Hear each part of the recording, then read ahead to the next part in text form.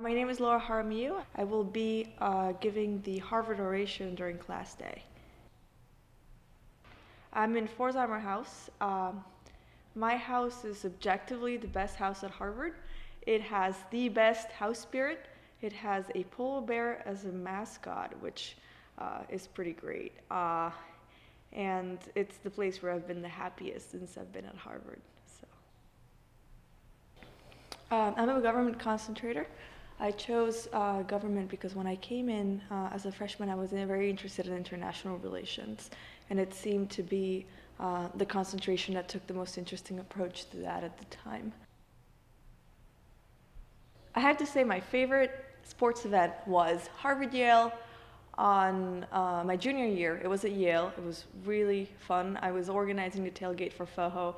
We were giving out chili. We had to get up at like 6 in the morning, but it was, I was with some of my best friends there, and we had a really good time. A little bit before that, we had a chili cook-off competition in FOHO to see who could cook the best chili, and that was the recipe that was being used for the tailgate. So I guess it's kind of a funny answer because my favorite sporting event was the tailgate. I don't really remember much about the game, though I'm pretty sure we won. I was pretty busy cleaning up from the tailgate, but it was fun. Oh my God, this is like about 6 months ago, Shakira came over for the Harvard Foundation show for Cultural Rhythms, and I got to give a speech at the luncheon ahead of time, and Shakira gave me a hug. This is like my favorite time at Harvard. I hugged Shakira twice. It was wonderful. So, no doubt, I didn't even have to think about that one. Annenberg? Not the food.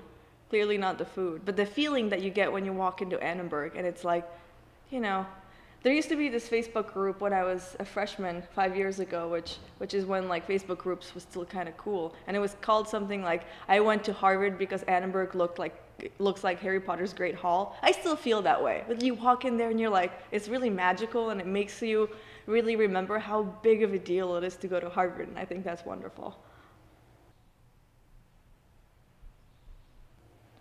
That's a big question. Well, there are lots of things that have happened that have sort of impacted the way that I ended up being, I think. One of the ones that I think was most important was when I was about 10 years old, 11 years old, my mom had breast cancer.